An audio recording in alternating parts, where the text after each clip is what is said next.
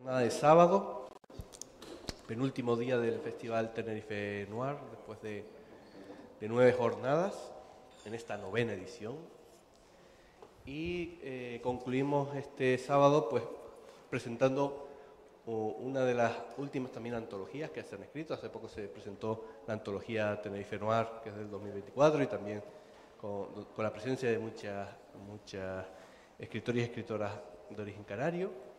Y en este caso es Negro sobre Rojo, son 18 narrativas actuales, donde también participan canarios, y que fue editada por Mercurio en el año pasado, ¿no? En el 2023. Así que dejo ahora la palabra a Elena Villares, que ha sido la compiladora o coordinadora, ahora nos dirá, de los mismos, y con la participación de algunos de sus autoras. Gracias. Gracias. Buenas tardes a todos, muchas gracias por invitarnos, sobre todo a mí, para mí es un placer toda la cultura. Y bueno, vamos a hablar de este libro, 18 narrativas actuales. Estoy acompañada aquí por 3 compañeros que además son magníficos escritores, de verdad, no es nada ficción, lo digo de verdad. Y entonces pues voy a decirles cómo se me ocurrió la idea, ¿vale? En el 2007 se presentó, se editó Rojo sobre Negro, con escritores también canarios, y entre ellos había 3 escritores canarios que ya no están entre nosotros, que es Dolores Campos Herrera, que es de Tenerife, nuestro amigo Antonio Lozano y por supuesto Alexis Ravelo. A Alexis Ravelo le solicité que nos hiciera un relato cuando estábamos en este proyecto, pero me dijo, Elena, estoy muy ocupado y tal, pero bueno, te puedo presentar, hacer contigo lo que tú desees y tal, y se puede presentar porque no podía hacer un relato. Evidentemente no pudo ser, ¿no? Pero él está con nosotros, seguro que nos está diciendo, lean carajo, como decía él. Y bueno, pues entonces este libro, Negro sobre Rojo, está dedicado a ellos 3. A Antonio Lozano, Dolores Campos Herrera y nuestro amigo Alexis Ravelo. Bueno, quiero presentarles a los escritores. Tenemos a Arantxa Rufo, que es de aquí de Tenerife, a Miguel Aguerralde, que vive, aunque es de Madrid, vive en Lanzarote, y a nuestra amiga Maite Martín, que es de Gran Canaria. Entre ellos voy a leerles los escritores, porque no solamente son canarios, sino también de otros sitios de España. Pues tenemos a Ángeles Jurado, Antonio Flores, Arantxa Rufo, como dije, Beatriz Gómez, Berbel, Damián Enríquez, Emilio González Deni, Graciela Moreno, Josefa Molina, Juan Tramún, Marisol Llano, Miguel Aguerralde, Maite Martín, Miguel Ángel González, Natalia Gómez Navajas, Naira Bajo de Vera y Ramón Betancor. La verdad que hay de muchos sitios, hay de Galicia, asturianos, de la isla de La Palma, de Tenerife también, y por supuesto también un argentino que vive en Gran Canaria y también de Barcelona. Creo que no se me ha olvidado ninguno. Bueno, vamos a hablar del libro y para eso quiero preguntarles ¿por qué escriben negro? Por ejemplo, Arantxa. Vale. Bueno, de entrada, muchas gracias a todos por venir, aunque el día no acompañe demasiado, pero gracias por estar aquí. Gracias siempre, Elena, Maite, se lo he dicho 1000 veces, pero se lo seguiré repitiendo siempre por contar conmigo para todo en general y para esta antología en particular. Ellas lo saben, que les estoy agradecida en el fondo del alma, y ellas lo saben. Aparte de eso, ¿por qué escribes negro? Si un día lo descubro, te lo cuento. Si un día un psicólogo me lo explica, te lo cuento. Porque la verdad que no tengo un motivo consciente y oficial y decir escribo negro porque voluntariamente es lo que quiero escribir, es que es lo que me sale. Cuando yo empecé a escribir, digamos un poco en seriedad, no las simples locuras que se le ocurren a uno, sino escribir ya con conciencia de me estoy sentando a escribir, las historias que me salen son historias negras, son crímenes, asesinatos y matanzas, y seguro que hay algún psicólogo que te puede decir por qué, no, casi no quiero saberlo, pero sí, es así, escribo negro porque es lo que me sale de dentro. Bueno, yo en primer lugar, de nuevo, gracias al festival por contar conmigo de nuevo otro año más y por supuesto a Elena, a Maite, a todos los que tuvieron parte en el origen de la antología por avisarme, porque sabemos que la escritura siempre se dice que es un oficio más bien solitario, uno trabaja en su rincón y cuando te llaman para algo que vas a compartir con 17 escritores y escritoras más, pues algo muy bonito, muy enriquecedor y que además queda como un gesto de unión entre todos. Siempre vamos a estar los 18 en ese libro, ¿no? O en otros que hayan ido saliendo en estas fechas. Yo escribo negro porque yo creo que tengo un punto cotilla, un punto curioso que quizá me viene de haberme criado viendo las películas de Alfred Hitchcock o haber leído a Agatha Christie, y me gusta plantear un misterio, que a veces puede ser de sangre, a veces no, pero siempre intento que en todos mis libros, incluso en los infantiles, el motor de la trama es un misterio que hay que resolver, que a veces se resuelve, a veces no, a veces tiene un final positivo y a veces no. Pero sí que lo que me impulsa a escribir es averiguar quién ha sido. Y lo mismo me pasa cuando leo. Normalmente cuando leo las historias que me atrapan son las que me desafían a averiguar qué ha pasado o quién ha sido antes incluso de que me lo cuente el narrador o el detective. Y me pasa como Arantxa, cuando me pongo a escribir, incluso aunque quiera escribir una novela romántica, una novela infantil, antes o después va a pasar algo que va a ser una novela negra. Así que al final ya lo tengo asumido, los editores que trabajan conmigo también, me dice, sobre todo Siete Islas, que es con quien suelo editar últimamente, me dice, oye, mándame algo romántico que se te da bien y tal. Vale, pero que sepas que en el primer episodio, en el primer capítulo, encuentran un cadáver tirado en el mar. Ah, vale, ya contaba con eso, venga. Y de eso, y lo disfruto mucho, eso de poner al personaje en peligro y tratar de averiguar qué ha pasado. Bien, Maite. Pues yo, bueno, quiero aprovechar lo que ha dicho Miguel, las palabras de Miguel que me han encantado, que es lo de escribir en conjunto, en compartir una obra de este tipo. Creo que es maravilloso que nos reencontremos diferentes autores, autoras con sus propias voces y podamos hacer algo coral. Me encanta, creo que es una idea fantástica. Nos queremos un montón, es decir, hay mucha gente del libro, de los 18, que tenemos muchísimo cariño. Y luego decir que yo no escribo negro, es decir, yo no solo escribo literatura de género negro, yo escribo y he escrito literatura erótica, microrrelatos, prosa poética y siempre, pues como dice Miguel o Arantxa, tiendes a, pero no escribo género negro.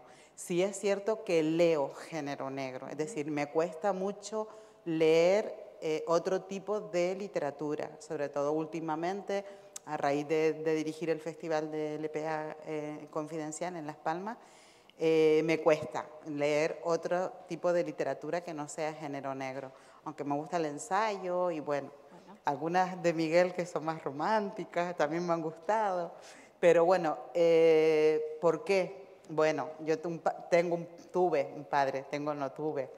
un padre detective privado, de los pocos detectives privados canarios y de los primeros en España.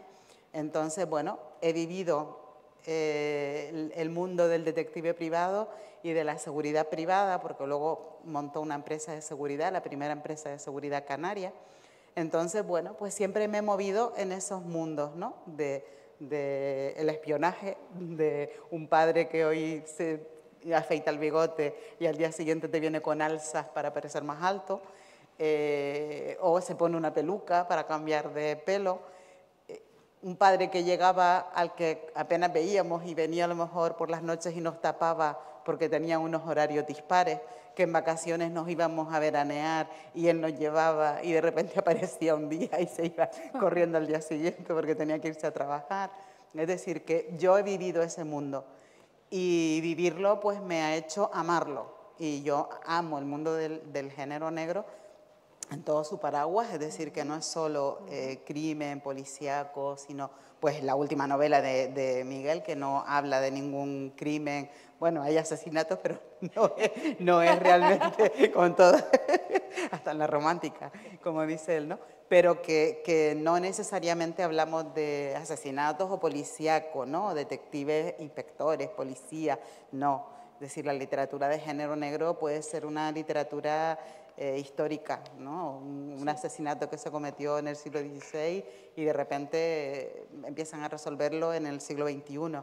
Entonces... a colación de eso, ¿ustedes creen que el género negro es una protesta a la sociedad? Sí, para mí es algo evidente. Desde luego, el género negro es la literatura protesta por definición. Es la que se dedica a reflejar todos los males de la sociedad. Se sitúa mucho en los bajos fondos donde está el crimen popular, pero también te demuestra o te refleja los crímenes de la corrupción política, de la corrupción de las altas esferas económicas, trata todo tipo de ilegalidades, ¿no? De delincuencias. Entonces me parece a mí, y además como reflejo de la sociedad, ya no hace falta ni siquiera meterse en delincuencias o en crímenes propiamente dichos, sino en los defectos de la sociedad, de los seres humanos como sociedad o como individuos, y siempre el que te lo va a reflejar es el género negro.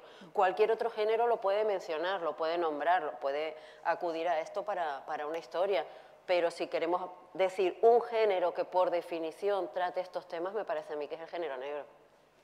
Sí, tienes razón. O sea, el punto de partida de una novela policíaca, de una novela negra, de una novela criminal, el punto de partida siempre va a ser algo relacionado con un problema social o incluso con un problema personal que tenga que ver con las cuestiones laborales, o que tenga que ver con cuestiones políticas, o que tenga que ver con otras cosas. Pero al final yo creo que eso evoluciona en una historia que probablemente tiene mucho que ver con las pasiones, con la traición, con la venganza, con el odio, muchas veces con los celos.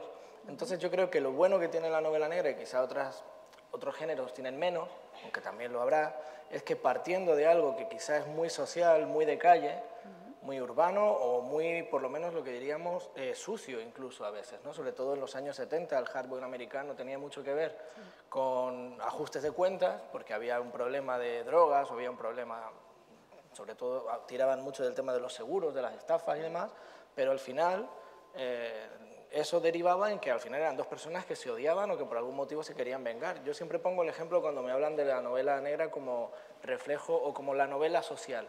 Si tú ves la película Chinatown, que es una película básica en lo que sería el cine negro del año 74, la trama arranca con un problema que tiene que ver con aguas. Hay una trama de mafia que tiene que ver con el agua en Los Ángeles, ¿no? Y un plan que tienen ahí. Pero si al final eso va caminando, el chico va investigando, va viendo por qué han matado a esta persona y llegamos a un punto en el que la trama ya no tiene nada que ver con el agua, ya estamos hablando de un incesto ocultado durante muchos años, de una trama mucho más humana. Entonces la novela negra junta las dos cosas y eso es lo que yo creo que la enriquece y nos encanta a nosotros.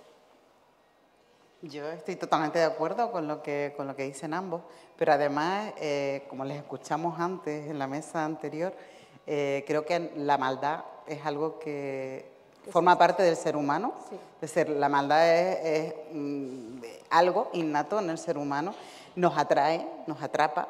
Y también es cierto que bajo el paraguas o el abanico del género negro somos capaces, como bien decía antes Andrés, de escribir cosas que a lo mejor no somos capaces de describir en nuestra vida real y sin embargo somos capaces a través de un personaje literario expresar todo eso. Y como dice Miguel, ¿no? Sacas de una cosita, de repente empiezan a salir muchas tramas, muchas cosas que están ahí escondidas.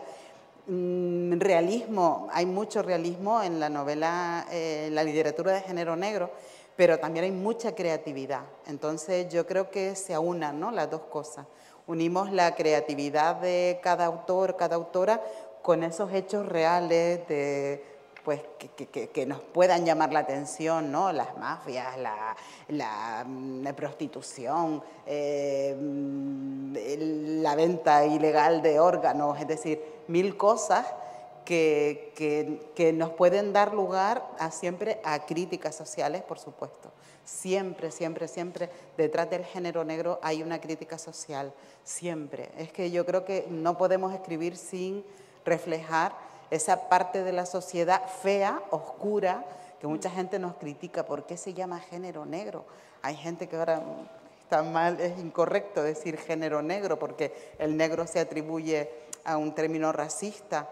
Y no es por racismo, es lo oscuro, ¿no? El oscuro de la persona, esa parte de la personalidad que todos tenemos y a la vez la que nos atrae, que nos atrapa a conocer.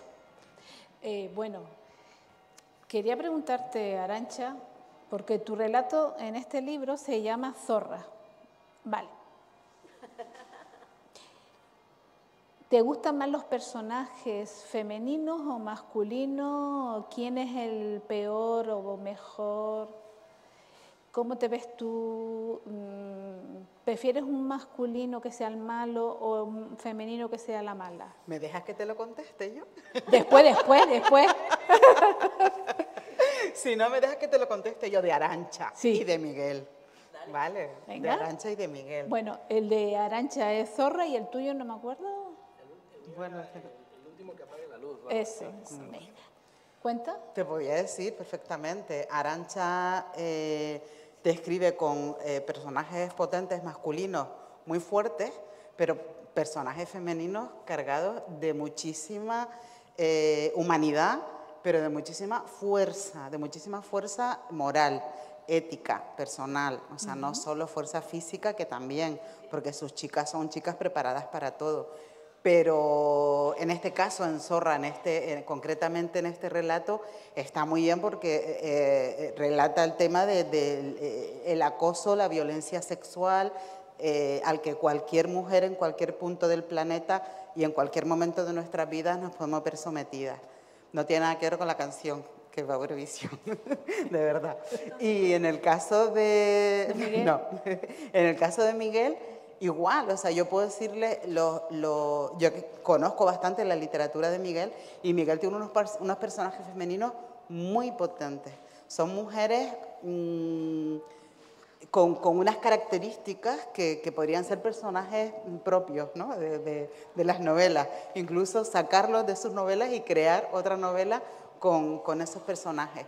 Y bueno, caso de Alicia, caso de La Soto, es decir, en su literatura en general, el de la chica que oye canciones de Kurt Cobain, es decir, hay mujeres muy potentes. Entonces yo creo que ambos escriben o estimulan un tipo de literatura en el que la perspectiva de género está por encima, cosa que a mí me encanta, ¿no? O sea, creo que los dos. ¿Tú?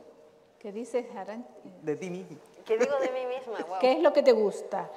¿Más el personaje o más te cuesta? ¿El personaje masculino o femenino? A mí es que me gustan los personajes no oscuros, me gustan los personajes claroscuros. Me gusta la gente que tiene un lado bueno y un lado malo. Me gusta la gente que no se limita a ser... bueno, estoy diciendo la gente, me refiero a los personajes. En la vida real prefiero que la gente sea buena, a ser posible. Pero... puestos a pedir. Pero los personajes literarios me gusta que sean complejos, me gusta que tengan... que tú no puedas decir este es el bueno y este es el malo, porque aunque en mis novelas queda muy claro quién es el malo, a lo mejor no lo es tanto, o a lo mejor es malo por algo, o a lo mejor es malo a secas, pero te puedes poner a investigar en el trasfondo de esa persona. Y con los buenos quiero que sea lo mismo. A mí el bueno, el clásico héroe bueno, intachable, maravilloso, me aburre hasta hacerme dormir. Entonces necesito un bueno que tenga un trasfondo, que tenga una oscuridad, que tenga un porqué, que tenga sus malos momentos, como tenemos todos, ¿no? Me gustan los personajes en los que, salvando distancias, porque algunas son muy lejanos a cualquier persona de la vida normal, más o menos te puedas identificar con ellos, puedas comprenderlos y puedas empatizar, porque no representen esos extremos del bien y el mal que nos son ajenos a todos, creo yo. ¿Miguel? Sobre la misma cuestión. Claro. ¿Qué te gusta más? Me pasa como a ella, mis personajes no son héroes. Mis personajes siempre tienen fallos, incluso en una novela protagonizada por un personaje muy claramente, como puede ser Todo aquello que nunca te dije, ese personaje no es bueno. Casi te diría que en cualquier otra novela sería el malo. Lo mismo me pasa con la que acabo de presentar, El sueño de la libélula. Ese personaje no es un héroe, todo lo contrario. Y cuando me planteo una historia, lo principal para mí no es tanto el personaje que la va a protagonizar, sino lo que necesite esa historia. Si esa historia necesita ser contada por un hombre, porque es algo que le sucede a un hombre, pues utilizaré un masculino, pero muchas veces me planteo historias donde creo que es más interesante desde el punto de vista femenino y entonces la protagonista es una mujer. En el caso de la libélula, el protagonista es un hombre, pero realmente la trama la mueven las mujeres que están a su alrededor. El pobre hombre va dando tumbos que no sabe ni quién le está tomando el pelo. Y de esa novela surge el relato que está aquí. Maite, Alicios. Alicio.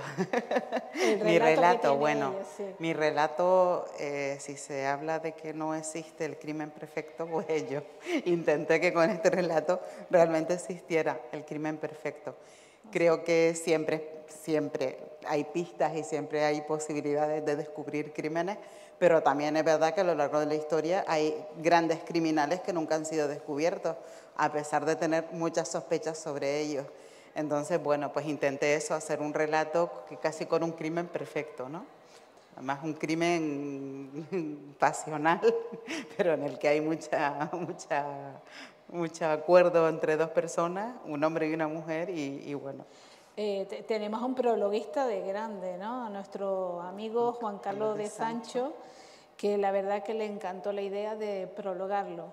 Y quiero leerles un poquito. No sabemos si los escritores y escritoras incluidos en este libro escriben en negro desde la indignación personal o a partir de una inquietante responsabilidad ética o simplemente literaria. Nombrar el mal desde sus variopintos contornos no debe ser tarea fácil. Requiere grandes dosis de vigilancia y análisis de la realidad humana. Ya sabemos que hay mucho lobo disfrazado de cordero. ¿Qué quieren decir? ¿Qué me quieren decir sobre esta pequeña reseña? Por ejemplo, Arantxa o cualquiera, me da igual. Complicado.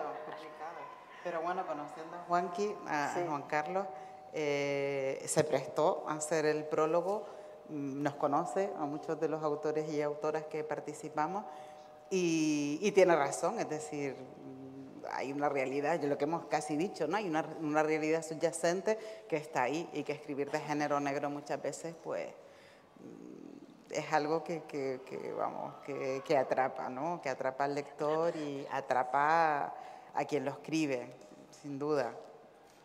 Sí, en este fragmento Juan Carlos apela a la maldad. No hay novela negra sin maldad.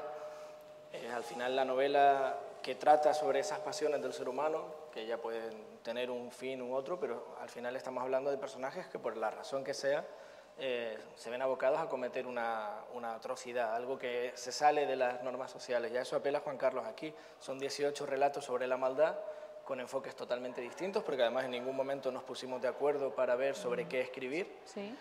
Y eso enriquece mucho la antología. A mí esas antologías que son todas con un hilo conductor, bueno, pues a veces pueden estar muy bien hiladas y otras veces parece que estás leyendo el mismo relato en muchas ocasiones. Sí. Y en este caso no, es muy variado. Cada autor además, como has dicho al principio, venimos de un sitio distinto, de un origen lector diferente y enfocamos esto así.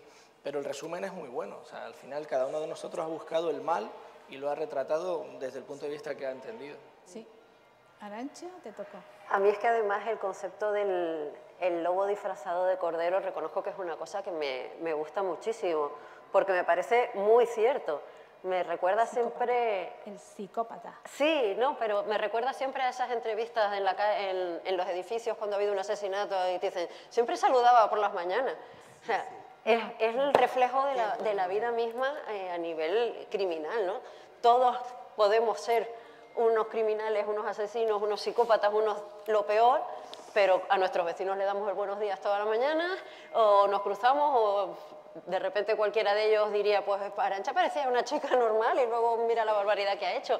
El lobo disfrazado de cordero me parece que es casi el eje de toda la maldad humana, porque si el lobo fuera de lobo sería muy fácil detectarlo, muy fácil identificarlo y alejarse y evitar el 80% de los crímenes, ¿no? Pero el jodido se disfraza.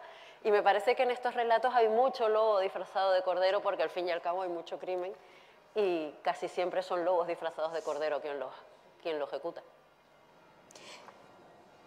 Ahora voy a abrir si quieren hacer alguna pregunta a mis compañeros y tal, sobre la novela negra, sobre el crimen, sobre, no sé, lo que quieran.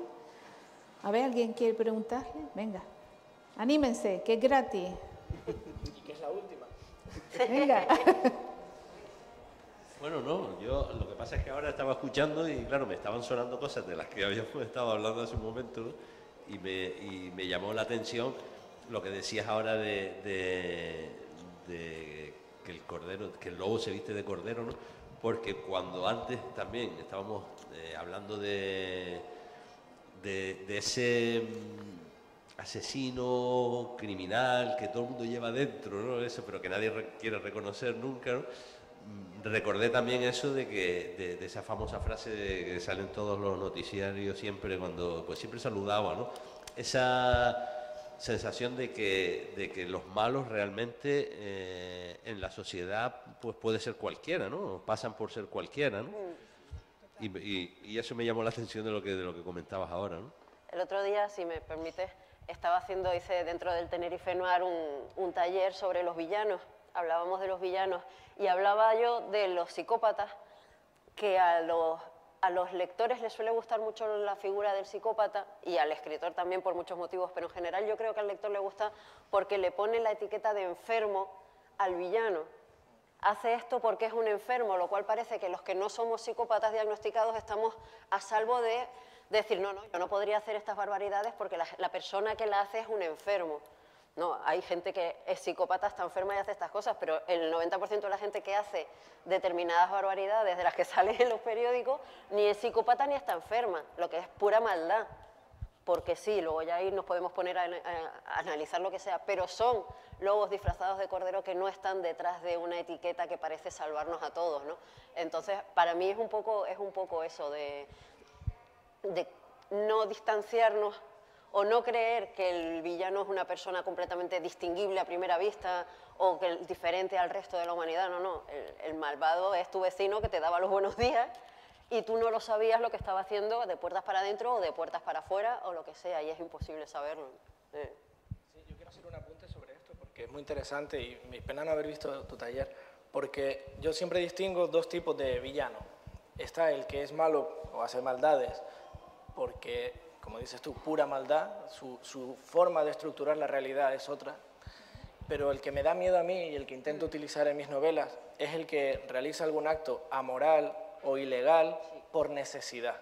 El que se ve en una situación vital, que puede ser que su hija está enferma y los médicos, creo que hay alguna película en Estados Unidos, porque tú no tienes el seguro al día, este médico no va a operar o no te van a dar las medicinas que necesitas y entras con todo en la farmacia por lo que vas a salvar a tu hija. Esa persona no se puede parar, no puede renunciar a esa maldad porque se está jugando algo, ¿no? Y esos psicópatas que son quizás menos literarios son más reales también. En la novela negra muchas veces vemos al psicópata, al asesino en serie, ¿no? Que también los hay, pero eso sí que es algo clínico quizá, o algo que puede tener que ver con la psiquiatría.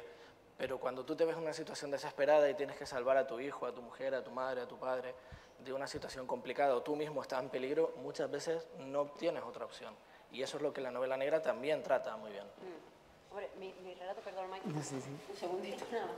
El relato mío precisamente, del que no voy a hablar, pero que pueden leer ahí, un poco va de eso, de cuando una persona se ve forzada por las circunstancias a llegar a un punto al que no habría imaginado nunca que llegara, jamás se habría imaginado llegar a dar ese paso hacia una maldad que todos estamos totalmente rechazamos, ¿no? No nos vemos ahí, y sin embargo puede haber una circunstancia en tu vida que te obligue, sin tú pretenderlo, a dar ese paso.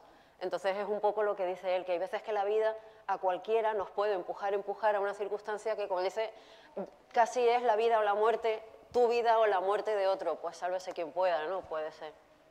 No, yo simplemente quería aportar que a veces el concepto de maldad está también muy relacionado con la cultura, ¿no? Entonces, quienes tenemos un tipo de cultura, la maldad tiene un límite y para otras culturas es otra forma, ¿no? Yo creo que desde la literatura de género negro, pues intentamos reflejar muchas veces esos diferentes tipos de morales o de éticas, ¿no? A los que nos podemos someter. Pero esto ya sería un debate filosófico más que literario, ¿no? Porque ponernos a filosofar acerca de la maldad sería tremendo. Pero es cierto que cualquiera de nosotros puede llevar dentro actitudes emociones, ¿no? Que muchas veces esas emociones te hacen explotar de una forma o de otra, entonces influye, ¿no? Arantxa, lee un poquito, si quieres. Si las lentillas me lo permiten. Un poquito para... Pero no te voy a leer el principio. No, bueno, lees de donde tú quieras. Vale. Déjame un segundo que busco, porque hay un párrafo que me gusta mucho. Sí. Que es como muy... No, aquí no está. Es muy representativo, si lo encuentro. Ya no te acuerdas. Me voy a acordar yo.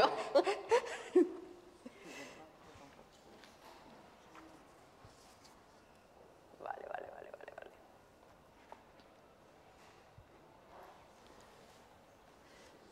Bueno, si leo un poco raro es que con lentillas no veo nada, ¿vale? Ella es mi obsesión, lo admito. ¿Para qué voy a negarlo? La primera vez que la vi no me pareció sino otra guarrilla universitaria más. Era septiembre y, como todas las niñatas de su edad, exhibía sus encantos bajo un vestido de colores llamativos que atrajo mi atención. Caminaba con la mirada clavada en el móvil y esa sonrisa propia de los jóvenes que creen que el mundo les pertenece. La vieja se acababa de bajar del taxi y yo estaba comprobando la calderilla con la que me había pagado. La chica cruzó la calle corriendo por delante del bar. Pasó ante el taxi y la miré. Te metía de todo menos miedo, guapa.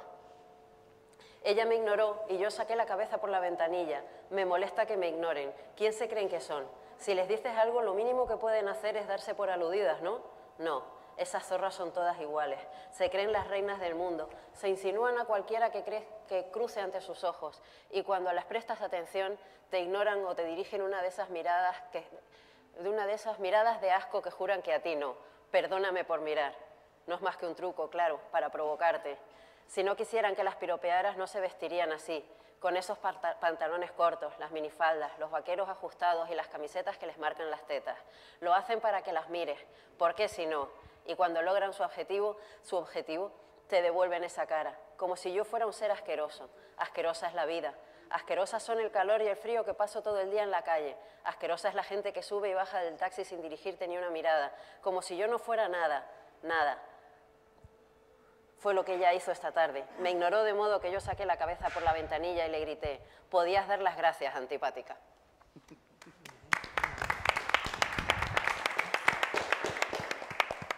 Muchas gracias, Arantxa. La verdad que ya lo había leído, pero escucharte a mí me mete en intriga. La cabeza por la ventanilla. Sí. Ya me estoy imaginando el psicópata. Hasta ahí, pobre. ¿Te tocó? Búscate. No. Búscate en la pared. 133, ¿puede ser? No lo sé. Por aquí. Sí. No, pero hasta ya estoy en él, estoy buscando el principio. Lee un pizquito. Bueno, vamos a ver si puedo, porque la voz ya no es la misma que hace unas horas. Llevo todo el día que me mojo, me seco, me mojo, me seco. Vale, el nombre del relato, como dije antes, se llama El último que apague la luz. Y dice: el tiempo va muy deprisa cuando estás inconsciente. La paliza debió empezar a eso de las 3:15. Lo calculo porque acababa de presentarme a mi cita de las 3, pero cuando me desperté ya era de noche. En todo caso, a mí me pareció un suspiro. La cabrona llegaba tarde, la muy zorra de Noelia Soto. La verdad, no me da lástima que se haya dejado matar. No soy un tipo puntual. Este es solo uno más entre mis tantos defectos, aunque no es ni de lejos el más importante. De hecho, se me hizo tan tarde que pensé que la Soto ya se habría marchado. Sin embargo, esa noche mi defecto principal iba a ser la estupidez de no haber puesto tierra de por medio cuando tuve ocasión de hacerlo. Y no será por falta de pistas. Primero, el coche apareció con retraso, algo muy raro en Noelia, y eso debió ponerme sobre aviso. Después, cuando lo hizo, pasó de largo y se detuvo en la esquina de la siguiente manzana, lo cual tuvo que escamarme, pero ¿quién piensa que estas cosas puedan ocurrirle? He de confesarlo, amigo, yo no lo hice. Los reflejos de los luminosos de la zona comercial disfrazaban los cristales de la berlina tintada. No pensé siquiera en desconfiar.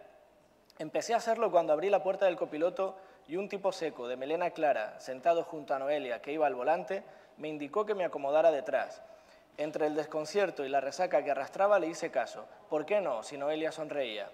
«Hola, Leandro», la escuché decirme, pero no estaba solo tras ella. Una mole con gafas oscuras me noqueó de un puñetazo y todo, interior de piel, la Soto, emisora de música insulsa y sus dos acompañantes, se pintó de negro como estribillo de Rolling Stones.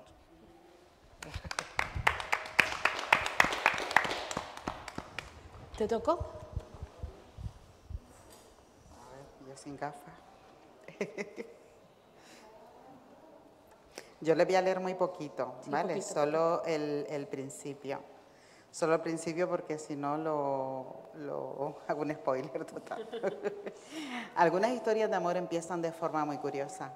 Una nunca sabe dónde puede encontrar a la persona con la que compartirá el resto de su vida. De repente, una mirada, un momento concreto, un instante de complicidad te unen a otra persona de forma que solo la muerte te puede separar. O casi. ¿Lee el tuyo? ¿Lee un trocito tú?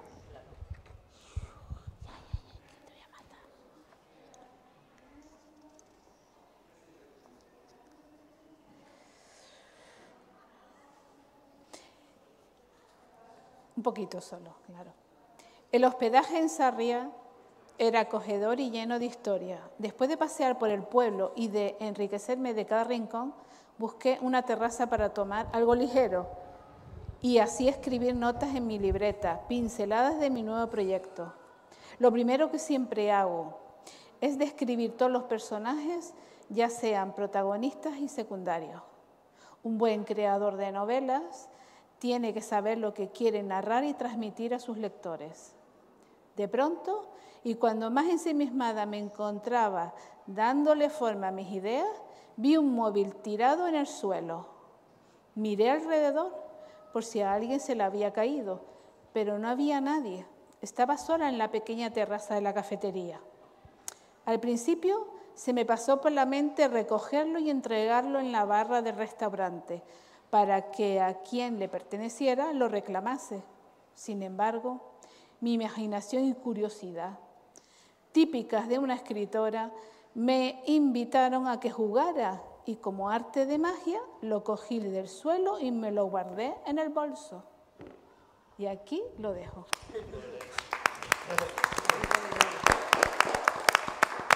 Bueno, más preguntas para mis compañeros y tal, que ya que vamos cerrando.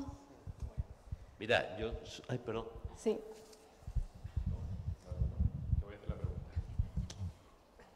Yo. Bueno, muy buenas noches y bueno, felicidades por la presentación del libro y lo que habéis expuesto cada uno de los escritores. Y esta es una pregunta que me gustaría si podéis responderme los tres, por favor, y es la siguiente. ¿Qué tiene el cine noir o la literatura o cualquiera de su expresión que atraiga al público dependiendo del formato? Brevemente, por favor. Gracias. Yo creo que contesto yo. Me hicieron una pregunta parecida en la presentación anterior y yo creo que lo que tienes es que te plantea un enigma y el ser humano es muy curioso. Yo tenía un profesor, pues no sé si fue Pepe Correa, ahora que no está no se lo puedo preguntar, que decía que la curiosidad es lo que sacó al ser humano de la cueva. Vivíamos en cuevas hasta que decidimos salir a ver qué había afuera. Cuando yo abro una novela policíaca y de repente el señor no sé qué se ha encontrado un cadáver en la biblioteca, yo quiero saber qué ha pasado, pero además lo quiero saber con muchas ganas. Y si a medida que estoy avanzando en esa investigación, otro personaje al que hasta quizá le haya cogido cariño es asesinado también, a mí ya me explota la cabeza. Entonces sigo leyendo y me pasa lo mismo con las series, ¿no? Una buena novela negra, ya sea en el formato que sea, incluso en el videojuego me ha pasado, si es capaz de captar esa curiosidad, lo tiene todo hecho. Ahora, eso es un arma de doble filo. Tú no puedes tener al lector o al espectador o el jugador horas y horas, que pasa mucho con las series ahora en Netflix, muchas horas de curiosidad en curiosidad, de clickbait en clickbait, cada final de capítulo, y que luego llega al final y no tenga... No, el final de la novela tiene que estar a la altura de toda la expectación creada, y ahí es donde está la dificultad muchas veces. Yo me gustaría decir que escribir relatos, a mí me encanta la narrativa, yo soy más de narrativa que de poesía, ¿no? Y me gusta el relato corto más que la novela, solo tengo una escrita, el resto de mi obra son relatos. Es difícil, muy difícil en un relato enganchar al lector en tan poquito espacio. En este libro pues eran 5 o 6 páginas máximo para que pudiéramos tener 18 voces. Pero yo quiero ahora recordar a Alexis Ravelo. Alexis Ravelo siempre decía, si nosotros contamos el cuento de Caperucita Roja y quitamos al lobo, el cuento de Caperucita Roja no tiene sentido. Entonces, creo que la literatura de género negro es eso, ¿no? También lo que decía Miguel, es decir, es ese atractivo, ¿no? Sin ese misterio, sin esa espera, ¿no? O sea, ¿qué pinta el cazador si no está el lobo en el cuento de Caperucita? O sea, ¿qué nos importa que Caperucita tenga una chaqueta roja? No es importante, ¿no? Caperucita Roja no es lo importante del cuento. Hombre, yo, aunque estoy completamente de acuerdo con ellos, yo tengo, como ya habrán observado, una cierta obsesión con los villanos. Y yo creo que el género negro, parte del atractivo, o por lo menos el atractivo que le veo yo en muchas ocasiones, es que me parece casi, aparte del género fantástico, que también, es un género que permite que el lector se ponga en situaciones o en los zapatos de personajes que nunca van a ser él. Porque tú puedes leer una novela histórica y aunque tú no vayas a estar nunca en el siglo XVI o XVII, puedes identificarte con ese personaje porque digamos que puedes comprender su forma de vida o su forma de actuar o lo que sea. En las románticas, por supuesto, porque al fin y al cabo suelen ser personajes, si no nos vamos muy antiguos, contemporáneos, pero el gran dilema es me quiere o no me quiere, y eso lo conocemos todos y lo comprendemos todos. Pero en una novela negra, en una película de género negro, de género noir, de repente te puedes poner en los zapatos de un villano, que es algo que ninguno aquí ha hecho, a no ser que esté ocultando algo, o te puedes poner en los zapatos de un policía que lucha contra ese villano y sabes que probablemente vas a ganar, que es algo que la vida no siempre te permite.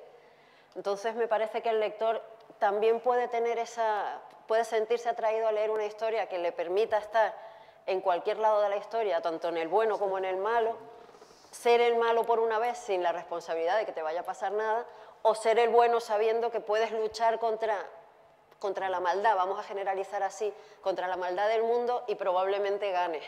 Entonces me parece que también, por supuesto, la base es ir descubriendo el misterio, el por qué, el quién lo hizo, el cómo, el dónde, todas las preguntas clásicas de una novela negra. Pero a mí personalmente, que tengo este trauma psicológico a estudiar, me gusta el concepto de poder meterme en unos zapatos que no son los míos. Sí, en la mente y en situaciones que digo, es que yo no voy a estar, espero, no voy a encontrarme nunca ni apuntando una pistola a la cabeza de alguien ni con nadie apuntándome la pistola a la cabeza a mí. Y espero que no pase nunca, pero el libro me lo permite. Entonces, igual que decía antes, la fantasía también, nunca voy a luchar contra un dragón, ni voy a cabalgar un dragón, con lo cual la fantasía también te permite meterte en esos zapatos que son tan distintos a los tuyos. Pero creo que son casi los dos únicos géneros que te dan esa opción. Yo quiero añadir a lo que ha dicho Arantxa. Imaginen la vuelta siguiente, ponerte en la piel de un policía que de repente se ve obligado a ser el villano. Esas cosas. A mí eso me gusta. Eso al lector o al espectador es lo que realmente te atrapa. O sea, te ha planteado un dilema tan grande que necesitas resolverlo. Ese me gusta, ese me gusta. Bueno, ¿algo más? Mira, yo quería decirles, primero agradecerles esa iniciativa tan buena, ¿no?, de recopilar de autores diferentes en un solo libro, y decirte que yo gracias a este descubrí el anterior. ¿Sí? Y la verdad que luego cuando ya empiezas a conocer un poco a los autores, vas reconociendo sus voces también, ¿no? Y es curioso porque luego es muy didáctico y para alguien que escribe también aprendes un montón en un formato tan pequeño poder tener 17 voces diferentes, 17 estilos diferentes, formas de enfocar el concepto de novela negra, que es tan amplio también, ¿no? Y según las cosas que hemos ido viendo hoy, no paras de descubrir cosas nuevas, ¿no? Con lo cual es una herramienta que yo valoro un montón y que creo que tiene mucho valor, ¿no? Y quería comentar una cosa sobre estos personajes de lo que estábamos hablando ahora, ¿no? El tema de la personalidad de esos personajes, ¿no? Lo que nos atrae tanto de ellos. Hay una cosa que yo quería comentarte que es el tema de los abusos de poder, por ejemplo, como una de las actitudes más deleznables que yo por lo menos encuentro en el ser humano, y el juego que da cuando escribes novela negra, ¿no? Quería ver un poquillo también qué visión tienen ustedes de eso y de esa falta de empatía que, como tú decías antes, lo vemos en cualquiera. ¿Cómo puede definir eso a personas que te inspiren, ¿no?, de alguna manera para crear los personajes, ¿no? Hombre, el abuso de poder, si tú te fijas, es la base de prácticamente toda la criminología del mundo, desde lo más normal, de lo más callejero, a lo más alto de altas esferas. O sea, el delincuente que atraca en una tienda normalmente lo hace con una navaja en la mano y tiene el abuso de poder de la violencia, de la facultad de utilizar la violencia frente a alguien que ni tiene la posibilidad ni tiene la sangre fría de ser capaz de utilizarla ni siquiera para defenderla. Sí. No, sí. Pero existe. No hay un pero. Me iba para arriba. Si sigue subiendo, la alta corrupción política, económica, empresarial, es abuso de poder. Eso. A nivel violencia de género, por ejemplo, lo que se veía en lo poco que he leído en el relato mío, es abuso de poder del hombre frente a la mujer, tanto porque el marido es el que la mantiene y la mujer está atada económicamente y no puede irse y tiene que aguantar, como por un poder físico superior, como por el miedo que muchas mujeres tienen asimilado y no se ven capaces de tal. Entonces, al final, toda la criminología es un abuso de poder, toda. Con lo cual, me parece que si quieres escribir novela negra, si quieres utilizar la novela, o sea, utilizar un personaje como villano, el abuso de poder te va a dar siempre. Sí. Lo único que tienes que definir o decidir es a qué escala, de cuánto poder estamos hablando, o a cuántas personas va a afectar ese abuso de poder. Sí. Pero me parece que todo siempre va a ser un abuso de poder en la novela negra. No, ya vamos a agradecerle a mis compañeros, por supuesto, a Tenerife Nor, a Alejandro, a todo el equipo, porque la verdad que lo han hecho muy bien y bueno, un aplauso para ellos también y al público. Una preguntita de última hora. Me gustaría preguntar sobre todo a los escritores en general, a ustedes, como a todos los que hacen las telenovelas, o sea, la saga negra, vamos a decirlo así. ¿En qué se inspiran o dónde encuentran esa imaginación para crear un libro de la nada? Es que en la vida no es real, fácil. En la vida no real, es fácil, creo yo, ¿no? En la vida real encuentras de todo, ¿vale? Entonces te inspiras de cualquier cosa. Pues voy a hacer justicia de esto, voy a investigar esto, tal, y lo escribes, ¿vale? Yo por lo menos. ¿Y los demás? Te inspiras en la vida, ¿no? Sí. Yo, el hecho de ser periodista también me ayuda, me apoya, ¿no? Porque la historia también se construye a base de periódicos, de hemeroteca. Entonces, creo que influye mucho, ¿no? En mí, por lo menos, influye mucho el periodismo. Sí, al final es leer, ver, hablar mucho, sí. Estar pendiente de todo lo que te rodea, investigar también, y juntas todas esas referencias y al final decides coger un camino, pero normalmente esa inspiración puede venir de cualquier lado, de una noticia del periódico, de una charla en una parada, en la vida. Yo creo que normalmente el lector piensa que esa inspiración es casi algo buscado, algo decidido, y el 90% de los escritores no tenemos ni la más remota idea de dónde viene. Te busca a ti. O sea, sí, de repente, como poniendo el caso de Maite, por ejemplo, Maite es periodista, Maite está trabajando sobre 40 noticias al día, 7 días a la semana, 20 horas al día, que yo la conozco y esta mujer no para, y no todas esas historias son una fuente de inspiración, ni le sacan algo. De repente hay una que le hace así, que se le mete en la cabeza y que no sale. Ella no lo ha buscado, no lo ha pretendido y ni siquiera sabría decir, corrígeme si me equivoco, pero ¿por qué esa y no otra? ¿Por qué le ha gustado? ¿Por qué esa historia se le ha metido en la cabeza y a lo mejor otra que es mucho más rimbombante y mucho más espectacular no le ha dicho nada, ¿no? Simplemente entran y se te meten en la cabeza y ya las jodidas no salen, pero no hay forma de decir ni cómo, ni por qué, ni en qué momento, ni de dónde. No te podemos dar esa respuesta, que ojalá lo supiéramos, porque entonces iría siempre a buscarlo, ¿no? Tiraría siempre de ahí, pero ojalá. Salir. Bueno, muchísimas gracias por todo. Nada, gracias a ustedes.